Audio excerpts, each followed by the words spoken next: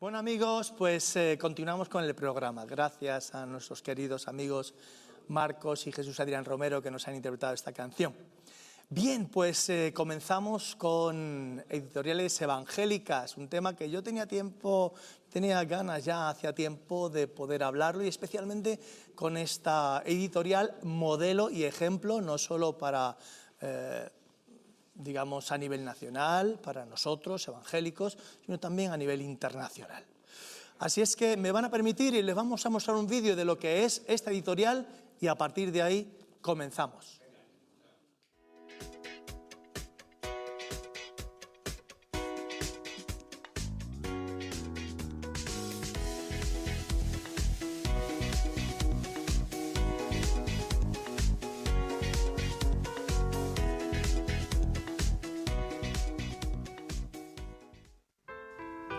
Samuel Vila Ventura nació en Rubí el 29 de mayo de 1902 en el seno de una familia de prósperos comerciantes de la villa que a finales del siglo XIX, debido a sus ideas liberales, había decidido hacerse protestante al entrar en contacto con los maestros locales Francisco Albricias y Rufino Fragua.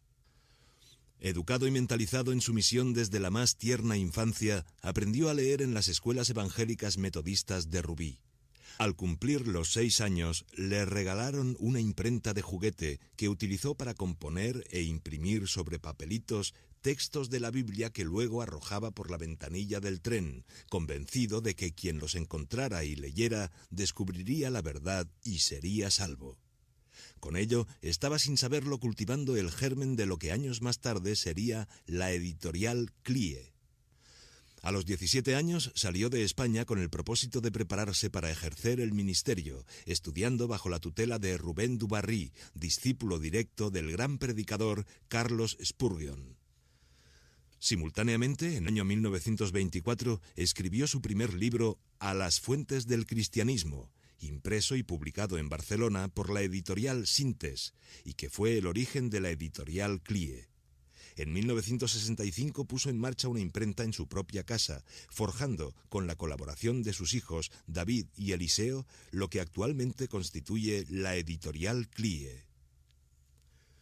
Con la llegada de la democracia, la nueva Constitución y la Ley de Libertad Religiosa, en 1979, constituyó la entidad religiosa Misión Cristiana Evangélica OREP, creada para dar forma jurídica a su ministerio cristiano y a la labor realizada durante tantos años en la intolerancia y clandestinidad, y cuya presidencia ocupa en la actualidad su hijo Eliseo. En 1983, la editorial CLIE, con más de 2.000 títulos publicados y exportando libros desde Tarrasa a casi todos los países del mundo, figuraba ya entre las 10 primeras editoriales de España. La labor de Samuel Vila como cristiano, como defensor de la libertad y como ciudadano ejemplar fue objeto de un homenaje público en el Centro Cultural de la Caixa de Tarrasa, con la presencia de diversas personalidades y en el que el teniente de alcalde Jordi Laboria, en representación del alcalde Manuel Royes, le hizo entrega de la Torre del Palau. Quiero agradecer a todos vuestra presencia y en especial todos estos honores que considero inmerecidos. Solo quiero deciros que mi vida ha sido guiada por 2 máximas que aprendí de labios de mi padre. La primera ha guiado mis actitudes intelectuales en todo tiempo, sí, en todo tiempo. Y la segunda ha sido el lema práctico de mi vida.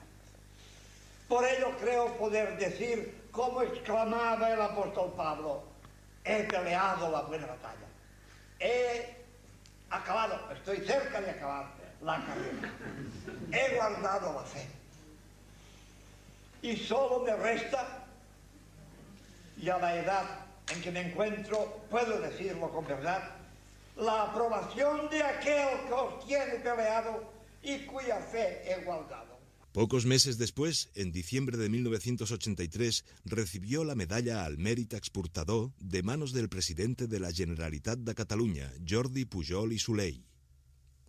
Después de haber escrito 57 libros, uno de ellos en inglés, y haber traducido personalmente más de 200 títulos del inglés al español, En mayo de 1991, la Academia Norteamericana de la Lengua Española, corresponsal de la Real Academia Española, atendiendo los méritos que en él recaían por la extensa labor realizada a través de sus libros en la difusión y pureza de la lengua española entre los hispanos en los Estados Unidos, decidió hacerlo individuo suyo, nombrándole Académico de la Lengua Española. El 1 de marzo de 1992, su Salvador y Señor, al que había servido tan intensamente durante 90 años, decidió llamarlo a su presencia. El acto de su masivo entierro fue exactamente lo que él hubiera deseado y que constituyó el todo de su vida. Un mensaje al mundo, un testimonio vivo de la esperanza cristiana de la resurrección. Como ha sucedido siempre a lo largo de la historia con todo hombre de acción, Samuel Vila tuvo aciertos y cometió errores. Nadie duda, sin embargo, de que unos y otros fueron en todo momento el producto de un celo que no conoció límites en su objetivo, la proclamación del Evangelio.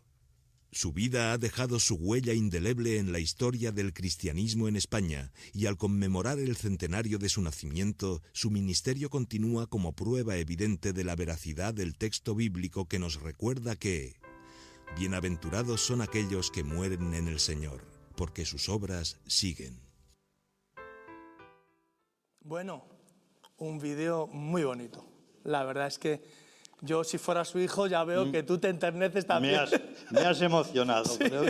Manuel, me has emocionado. Es verdad, yo cuando lo vi, la verdad es que me llenó el corazón, la verdad, me alegro mucho. Bueno, pues dinos algo de tu padre, porque una persona como él, un hombre importante para nuestra nación, para los evangélicos en nuestra nación, así es que cuéntanos un poquito. Bueno, pues te diría que, en primer lugar, como se ha dicho, mi padre era hijo de una familia cristiana evangélica ya en mitad del siglo XIX, con lo cual es una prueba y una demostración de que los evangélicos en España no son una novedad del siglo XX o del siglo XXI. En mitad del siglo XIX y en el 1500 ya había cristianos evangélicos, pero en el siglo XIX había una fuerte comunidad evangélica en España y mi familia era parte de esta comunidad evangélica.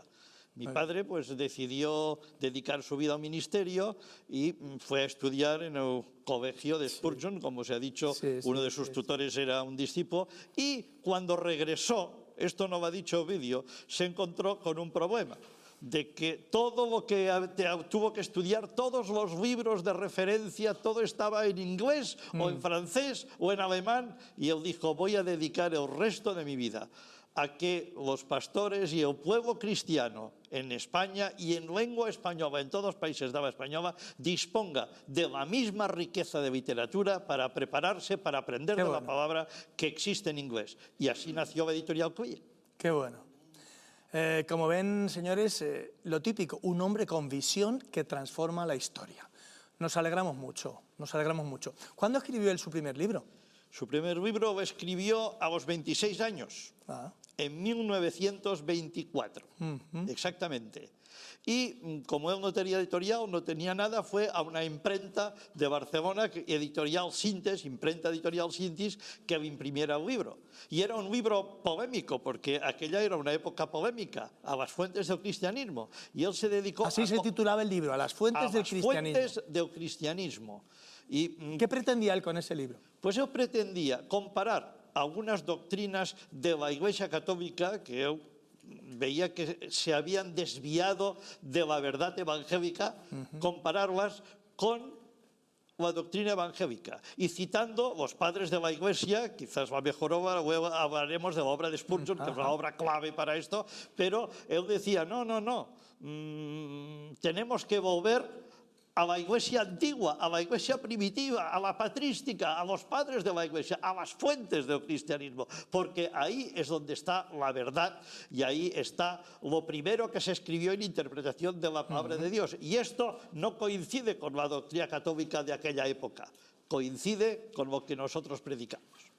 Y así fue. El libro era 2 columnas y decía, la Iglesia Católica enseña, el Evangelio dice. Y esto era a las fuentes del cristianismo. Fue un libro que tuvo mucho éxito en su época. Ahora está ya no se publica, está fuera de edición porque la Iglesia Católica Romana ha cambiado mucho mira en qué sus bien. cosas. Muchas de las cosas, el libro no sería actual, porque muchas de las cosas que él decía en el libro, la Iglesia Católica ya no las hace. Prácticamente ya no están en vigor. Bueno, pues mira, nos alegramos, seguro que tomaron buena nota. Claro.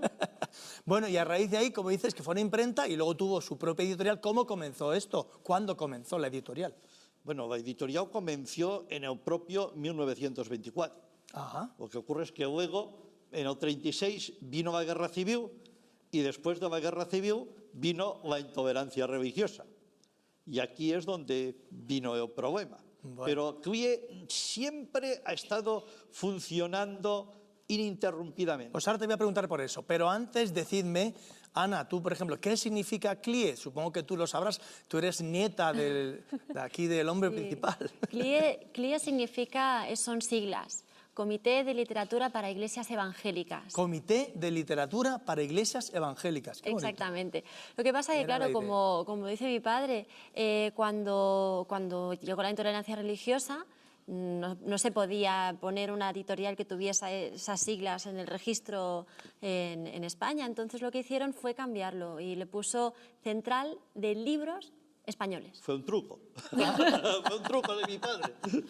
Y durante un tiempo, hasta que la intolerancia religiosa se levantó y hubo libertad de culto y de religión en España, CLIE estaba registrada como Central de Libros Españoles. Entonces, sigue, bueno, a día de hoy ya lo tenemos registrado otra vez como CLIE, como Comité de originalmente Literatura. con las siglas, Exacto. con lo que significaba. Sí, amigos, en aquellos tiempos el mundo evangélico, aunque no había una persecución abierta o grande, pero sí se nos... Bueno, fueron tiempos... Algo sí de persecución sí había, y había que esconderse como se podía, con siglas o con todo lo que pareciera de cara hacia afuera que podía ser para ellos pues una herejía o cualquier cosa, otra religión, etcétera, etcétera. Hablando de esto, ¿cómo sobrevive una editorial evangélica en plena guerra civil y después en la dictadura que nace de la guerra civil? Bueno, pues yo te diré que cuando yo era un bebé, debajo de mi cuna había cantidad de libros cristianos evangélicos escondidos. Para evitar los registros de la policía que en mi casa eran constantes y venían a buscar libros evangélicos y llevárselos. Fíjate. Dos de los impresores amigos de mi padre, personales que imprimían libros en Barcelona, entonces CLIE todavía no tenía imprenta, fueron a parar a la cárcel. Fueron tiempos muy difíciles.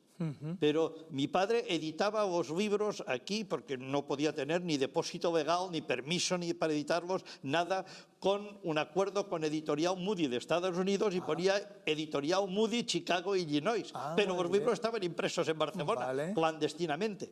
CLIE subsistió en la clandestinidad hasta que vino la ley de libertad religiosa. Qué bonito. Amigos, la historia del mundo evangélico es muy interesante, muy curiosa, con muchas vicisitudes, muchos problemas. Y yo recuerdo, fíjate, Eliseo, cuando yo era un niño de 6 años, 5 o 6 años, recuerdo a la policía ir enfrente de mi casa a detener cada 2 por 3 a uno de los primeros dirigentes que hubo pues con el franquismo, dirigentes sindicales y estas cosas, y siempre me acuerdo de esa curiosidad. Entraban, salían con él y lo detenían, y a prisión. Al poco tiempo volvía, y al poco tiempo se lo llevaban. Y ya me estás diciendo que era una cosa parecida en vuestra casa. Yo de pequeño me pasaba en la comisaría de policía horas y horas, porque mi padre pasaba horas y horas en la policía, y mi madre, para tener por lo menos información de mi padre, porque si a él lo detenían, yo fuera a casa y le informara, me iba a hacer, y yo me pasaba las horas en la comisaría con él. Por el gran delito de ser evangélico. Sí, señor. Bueno, ¿y qué ocurrió entonces? Tú has mencionado ya algo después de esa primera ley, entre comillas, de libertad religiosa, pero que también es verdad que ayudó bastante. Ayudó mucho. ¿Qué ocurrió después de eso con vosotros? Ayudó mucho. Bueno, pues como hemos visto en el vídeo, en cuanto vino la ley de libertad religiosa, a mi padre es como si le hubieran dado alas. Empezó a expansionarse, a publicar, fundó una imprenta, teníamos 4.000 metros cuadrados de imprenta. imprimiendo libros evangélicos. Hoy ya no tenemos, porque todo eso ha cambiado, el mundo ha cambiado, se imprime en China, se imprime en Colombia, muchas son las cosas que han cambiado, pero CLIE se convirtió, como hemos visto en el vídeo, en la principal editorial evangélica en volumen y la 10ª editorial en España, que ya era mucho decir. La primera editorial en España En o en el mundo en literatura. En la literatura cristiana. Sí, sí. ¡Wow! ¡Qué tremendo! ¿No? En número de títulos publicados. Qué bueno. Bueno, pues ya tengo ganas de entrar al tesoro de David. Amigos, una de las especialidades de hoy de CLIE, además, es un proyecto que han comenzado que viene de muy atrás, porque ya el abuelo de Ana o el padre de Eliseo ya comenzó con ello, y es ese libro que vamos a ver la fotografía ahí y que yo tengo encima de la mesa. Es un tomo tremendo, El tesoro de David, y bueno, el abuelo empezó, bueno, yo quiero que me lo cuenten ellos, pero una de las cosas que quiero que ellos me hablen es de este proyecto tan bonito. Así es que contadme, ¿cómo comenzó, cómo se gestó este proyecto de este tremendo volumen que tenemos aquí delante, que es uno de 3 que vais a seguir publicando, es el primero, ¿no? Entonces, ¿cómo se gestó el proyecto? ¿Qué ha habido, qué añadiduras ha habido? Porque sabemos que es una traducción de escritos de un evangelista inglés llamado Charles Spurgeon, y ¿qué hay de ahí en adelante? ¿Cómo se ha parido el libro, etcétera? Yo te hablo del proyecto y mi hija te explica contádmelo de las añadiduras. todo. Mira, el proyecto tiene 2 motivos. Primero, que mi padre fue discípulo en la escuela de Spurgeon y tenía amor por su maestro. Y segundo, que consideró que el tesoro de David era la herramienta clave para demostrar que los cristianos evangélicos no somos una secta, sino que tenemos una línea de continuidad hermenéutica ininterrumpida hasta la Iglesia primitiva. Porque Spurgeon, que con el tesoro de David en realidad no solamente comentó los salmos. Un momentito, cuando hablamos de iglesia primitiva, queridos amigos, nos estamos refiriendo a la iglesia que se narra en el libro de los Hechos, en las Biblias. Usted, si de una Biblia abre el libro de los Hechos, esos son los comienzos de la iglesia primitiva. Así es que cuando nosotros decimos ese término, se refiere a que el mundo evangélico tiene sus raíces en la iglesia de los Hechos de los Apóstoles y hay una continuidad hasta el día de hoy que el padre de Eliseo trataba de mostrar a la gente. Exactamente, Manuel. Y precisamente esto es lo que demuestra el tesoro de David. Spurgeon, a diferencia de otros comentaristas, comentó toda la Biblia entera a través de los salmos. O sea, esto no es un comentario a los salmos, es un comentario porque los salmos en realidad son un compendio de todos los acontecimientos que hay en la Biblia. Todo, desde la creación hasta la segunda venida de Cristo, todo está en los salmos. Todo está recogido. Entonces, él comentó toda la Biblia a través de los salmos y lo que hizo fue, no puso sus únicos y propios comentarios, fue buscando en miles de comentarios en las bibliotecas de Londres desde el siglo I, desde el siglo II, Hipólito de Roma, Orígenes, pasando por Agustín, Juan Crisóstomo, todos los padres de la Iglesia, aquello que él vio que encajaba con la doctrina evangélica y las explicaciones, y hay 8.000 citas, 8.000 textos de la Biblia, de toda la Biblia, comentados en el tesoro de David.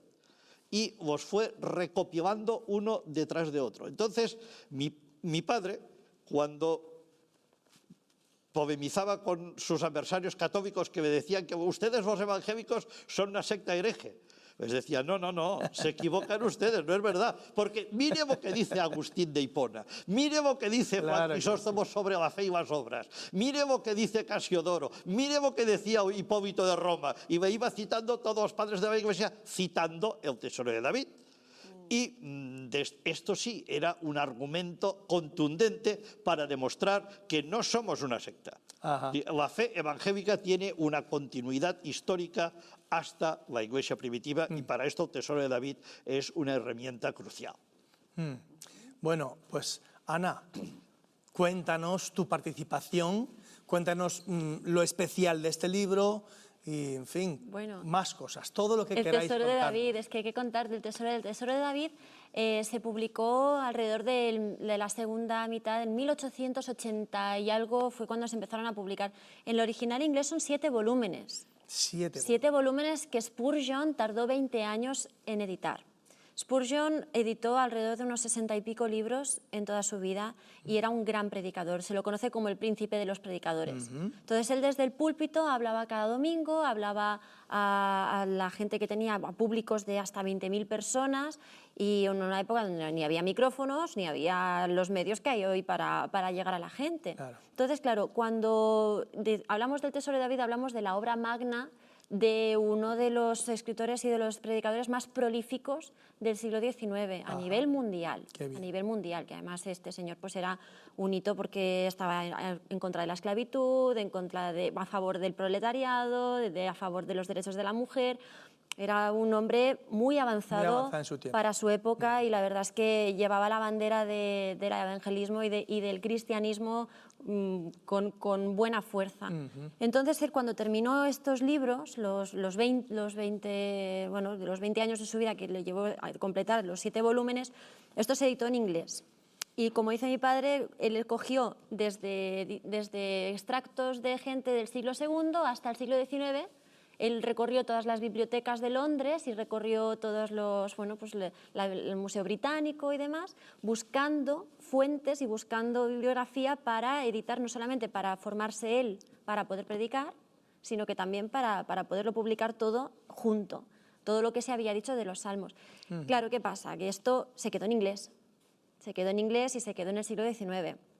Esta edición es en español, es la primera traducción íntegra del Tesoro de David en español, porque mi abuelo hizo una edición de 2 volúmenes que contiene aproximadamente un 5% de lo que era la obra original. Él lo intentó, pero es que el volumen de trabajo es impresionante. Entonces, este volumen lo hemos estado trabajando, mi padre sobre todo. Yo entré el último año, pero él ha estado 6 años prácticamente, 5 años y pico, trabajando en este volumen, que contiene 61 salmos. Entonces, a lo que hemos hecho es añadir, o sea, primero de todo, traducir el texto que está en los volúmenes que están en inglés, traducirlo de modo que sea dinámico, que uno cuando lo lee lo pueda leer en voz alta y que sea casi como si te estuvieran predicando, porque creemos en el valor de la palabra hablada, en el valor de la predicación, en el valor de la palabra transmitida. Y eso ha supuesto un enorme esfuerzo de edición y de corrección, sobre todo. Y después hemos añadido a notas de pie de página muchísima bibliografía, hemos añadido comentaristas del siglo XX, porque desde el siglo XIX hasta ahora nos parecía que faltaba. Estos comentaristas además son autores originales en español, que obviamente no estaban en el primero. Hemos añadido notas exegéticas, notas donde el texto bíblico difiere en las diferentes traducciones. Hemos añadido una versión en verso, porque los Salmos es un libro de la Biblia que está en verso, y creemos que es importante también tener ese sentir que te da la poesía, que no te la da la palabra narrada.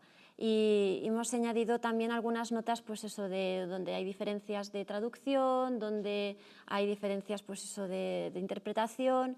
Y bueno, el cuerpo de notas es inmenso, inmenso. Es una gran aportación y es inédito. Todo eso es en esta edición en español. Eso no está en ninguna otra edición. Bueno, con tu licenciatura, que sabes de esto, te lo tienes que haber pasado de maravilla. La verdad es que ha sido todo un reto. Ha sido todo un reto porque hay muchos estilos. Claro, estamos hablando de idiomas originales. Hay textos que estaban originalmente en latín, en griego, en francés, en alemán, en inglés. Claro, todo esto son textos que hay que verter al español. Tiene que sonar como si fuera español, pero son textos que uno fue escrito el siglo XVI. El siguiente texto que te viene es del siglo XVIII, luego viene uno del siglo II, luego uno del... Claro, eso supone, es todo un reto intentar que el autor de cada texto conserve su voz y que todo sea leíble y que todo sea entendible y fácil. Entonces también hay mucha nota también a pie de página, porque si un predicador a día de hoy está hablando a la comunidad y menciona a un político o menciona a una persona famosa de la época, no hace falta que explique quién es, porque todo el mundo sabe quién es. Pero cuando lees esto, pues eso, con 100, 200, 500, 1000 años después, Es muy difícil. Hay que Entonces, dar aquí explicaciones. nosotros hemos puesto notas a pie de página, mi padre ha puesto notas Claro. a pie de página explicando quién era esa persona y por qué eso es divertido o por qué eso es polémico o por qué eso... Y eso le da una agilidad. Qué bueno. Cuéntanos tu experiencia, Eliseo. Bueno, yo, Con el libro. yo diría que a mí el libro personalmente y espiritualmente me ha hecho mucho bien. Porque, como decía Atanasio de Alejandría, el libro de los Salmos es un jardín donde florecen, y como hemos dicho, todas las demás flores de revelación que hay en la Escritura, pero en el libro de los Salmos florecen de un modo especial, con un toque personal, con un toque emocional. Por ejemplo, en el Pentateuco se nos habla de la ley, de lo que no debemos hacer, los 10 mandamientos. En los libros históricos se nos habla de unos personajes que unos obedecieron y otros desobedecieron esta ley. En el libro de los Salmos se nos dice cómo se sintieron al obedecer o desobedecer esta ley y cómo expresaron después sus sentimientos de tristeza o de alegría, de victoria o de fracaso. Y esto hace que cuando uno lee los Salmos, el lector y el cantor de los Salmos se sienten identificados emocionalmente como si fueran la misma persona. Uno se compenetra con los Salmos, hace suyo cada letra, cada palabra de los Salmos. Y esto causa un bien espiritual enorme. Cuando uno se siente triste, si se siente deprimido, defraudado, lea los Salmos. Allí encontrará la mejor medicina. ¿Hace falta ser un estudioso de la Biblia para querer leer este libro? ¿Un no estudioso podría entenderlo? ¿Se lo podemos recomendar a todos nuestros amigos? Desde luego. Sean o no evangélicos, vayan a la iglesia o no. En absoluto. Porque el libro ¿En tiene... absoluto? No, en absoluto que sí, afirmativamente. En absoluto, afirmativamente, absolutamente. Vale, sí. ok. El libro tiene dos partes, que es la parte devocional y la parte exegética. La parte técnica está en las notas. Allí hay textos en griego, en latín, en hebreo, muchísimo hebreo. Eso, el que no es técnico, se lo puede saltar.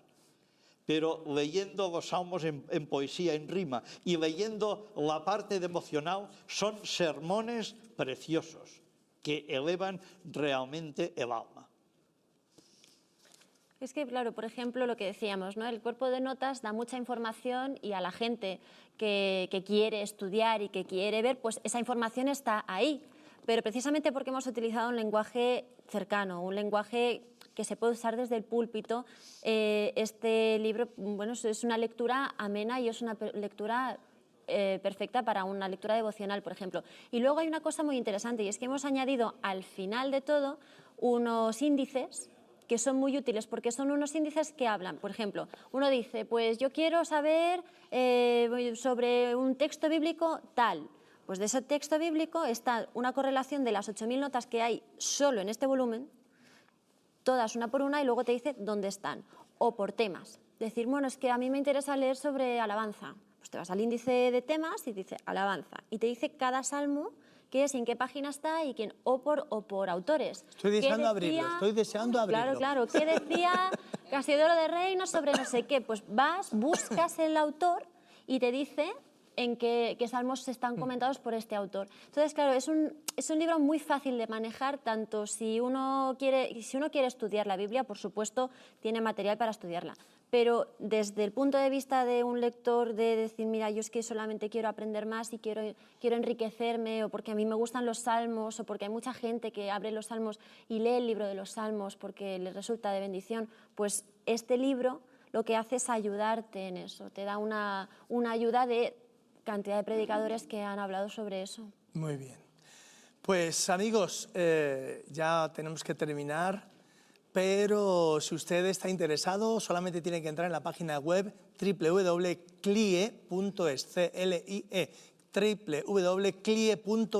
y si está interesado, ahí verá la forma de conseguir este tremendo primer volumen sobre los salmos. ¿Cuántos salmos hay aquí, por cierto? Aquí hay 61 salmos. 61. No Y son- está De 150 todavía quedan impreso y casi 90. en versión digital de todos tipos, para Kindle, para Apple, iOS, está en... Hay que decir por eso que no son correlativos, ¿eh? No es del 1 al 61. Muy bien. Son 61 salmos que están seleccionados. Muy bien, perfecto. Bueno, pues amigos, estoy encantado de haber estado escuchando a nuestros invitados de hoy, por esa historia preciosa que nos han contado y por este proyecto que a muchos cristianos y a muchos interesados en las cosas de la Biblia, pues también les va a venir muy bien.